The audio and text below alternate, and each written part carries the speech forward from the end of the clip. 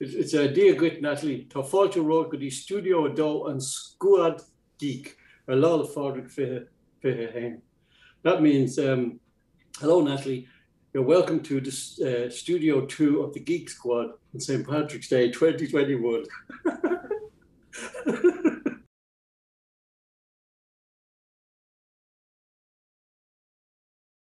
Day is a church holiday.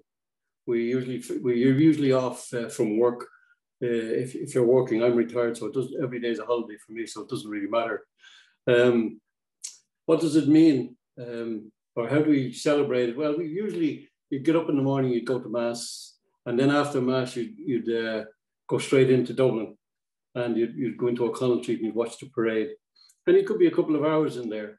Now, it's very hard to see over adults in the times I was there. So people bring step ladders and things like that now, and they stand up on the ladders looking in over the crowd.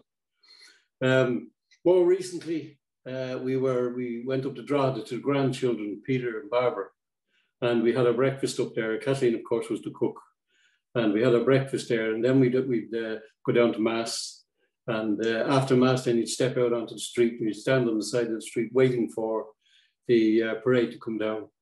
It was a local thing. Once the parade was over, then you'd head back to the house, and we'd cook the dinner and sit down. Then maybe around 6 o'clock or so, we'd head back to Swords. That's generally how we celebrate it. You know, it's just it's another day out. You know, but I kind of always like the parades. The only problem with the parades is it tends to rain on Patrick's Day. I think the rogues and wenches knew all about that, didn't they?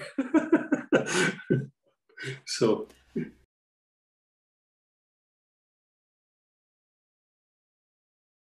I can definitely say I don't eat green donuts or drink green tea or green beer. Patrick's Day, our normal meal, it's kind of like a Sunday, as I said. Normally on a Sunday in Ireland, you would have roast potatoes and you'd have roast beef or something like that. Or traditionally, people used to make bacon and cabbage. That was the traditional meals on Patrick's Day, or a stew, or a lamb casserole or something like that. So it's either one of those. It depends on the mood of the chef. If she's interested in doing a lot of work cooking, she'll do the roast beef and the cabbage and the spuds, or she'll have a stew, which is easier to make. Either way, it's you know, after being out at the parade and that sort of thing, you're definitely ready to eat something good.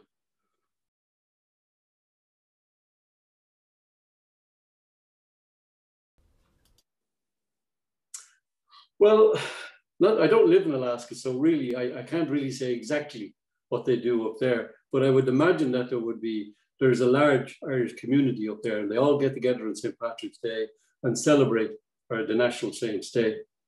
And the way if they're true Irish, they'll celebrate it with a few points here and there. And I do notice throughout the world, there are more St. Patrick's Days throughout the world, the parades throughout the world now, and there are actually in Ireland themselves. Even in London now, they have a St. Patrick's Day. Although we have to remember St. Patrick is something to do with the Protestants as well as the Catholics. So I'd imagine you get together, just like the Alaska Club there, and you'll have a big session and so on. And those of who last the day will be carried home that evening.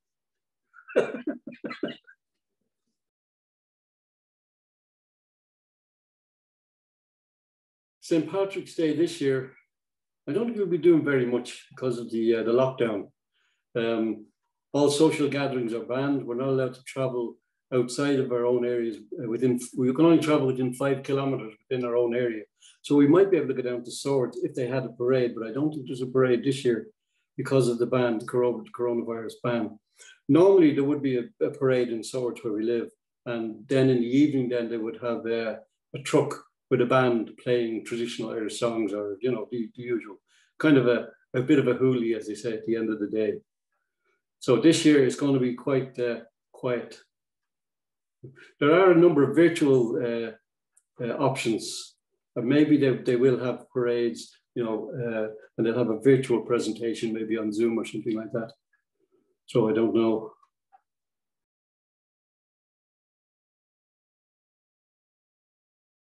St. Patrick was I suppose, ironically, he was an Englishman. And he is abducted by Irish pirates or raiders of the day and taken to Ireland and enslaved for 6 years. And he escaped and went back. I think it was Wales he came from. He escaped and went back to Wales. And when he came back, he heard the call to become a priest. So he studied priesthood, and then he went off to Rome and became a bishop. And then he heard a call again of the call of the Irish people telling him to come back and bring Christianity with him.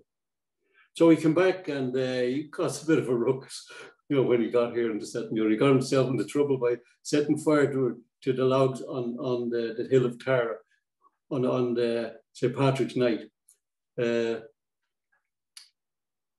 Much to the annoyance of the local kings.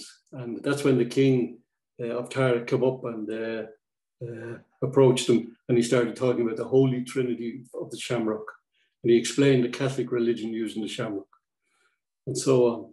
Other than that, there's not really, there's not really much more, because when we were learning it in school, we were given just enough to understand the religious aspect of it. Because St. Patrick's Day, even though a lot of people here probably still don't attend church like they used to, it's still a religious day, if you know what I mean. It's St. Patrick's feast day. So it's a religious church holiday. And so we were just given the bare minimum in the life story of Patrick. I would know a little bit more because I watched the movie. It's like the foreigners learning English by watching the English channels, Okay, at this stage, Natalie, I'll sign off, and I'll just say, Slán go fóill, agus lá féile fádrig Sonadit, le de clán féin, agus do balríocht an club Aeronautic Alaska. Slán.